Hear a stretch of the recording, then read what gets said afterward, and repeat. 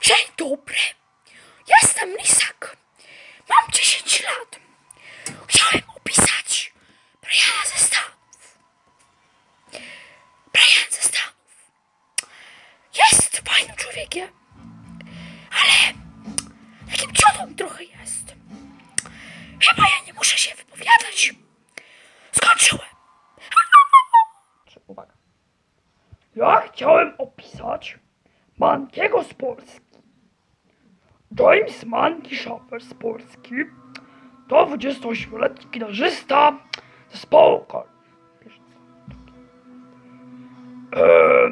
Na sesji zdjęciowej był ubrany w białą koszulkę, biało-niebieskie spodnie z Nike, łańcuszek, brązową brodę, brązowe okulary, pierścionki, bransoletki oraz brązowe dredy.